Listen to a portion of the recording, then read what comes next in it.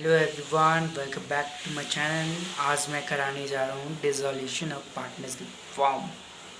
तो देखिए, any change in the relation of the partner के बीच का रिलेशन में कोई चेंज आ रहा है तो वो आपका हो जाता है dissolution of partnership.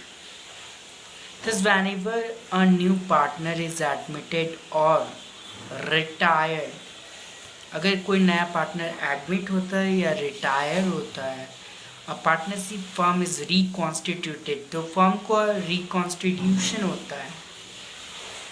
In all those cases where a partnership is reconstituted there is a dissolution of partnership. In case of partnership dissolution of partnership, the firm continues in a reconstituted firm. Firm तो continue रहता है लेकिन reconstituted form में, मतलब काम चलता रहेगा लेकिन वो रिकॉन्स्टिट्यूट हो जाएगा। जो पहले से पार्टनर काम कर रहे थे उनके जगह न्यू पार्टनर आ जाएंगे।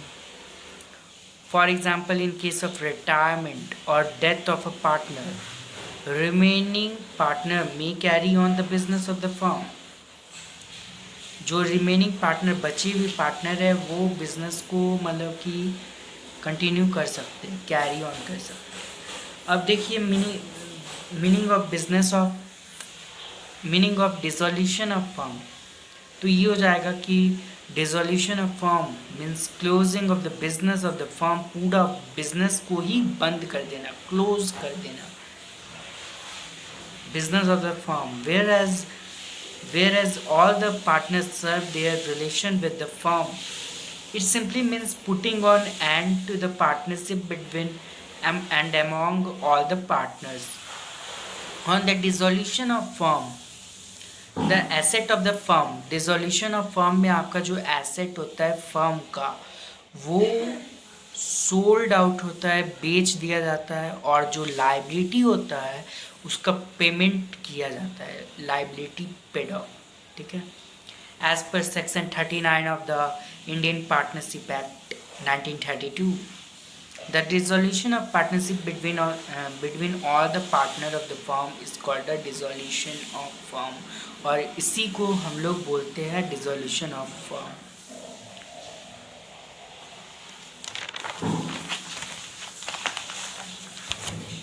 The next difference between dissolution of firm and dissolution of partnership, पहला होता है change in relation. The dissolution of the firm implies a complete breakdown.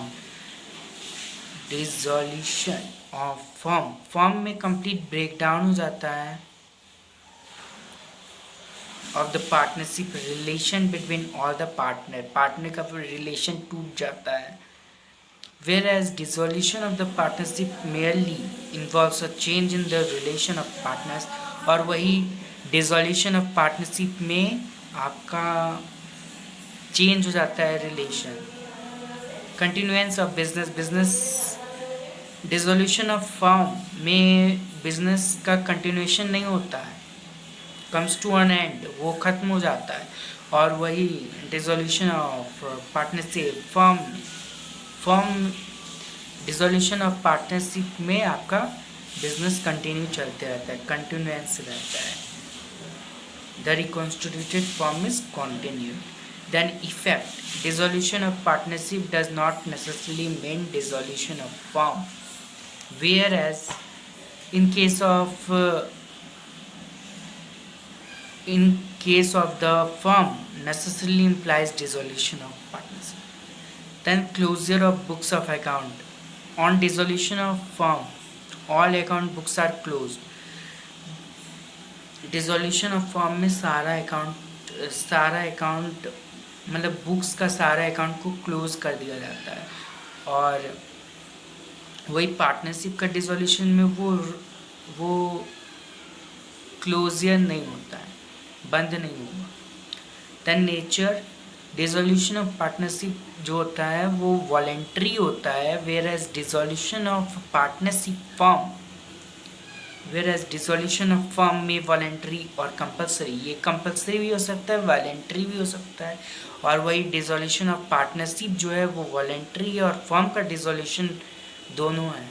Both voluntary and compulsory.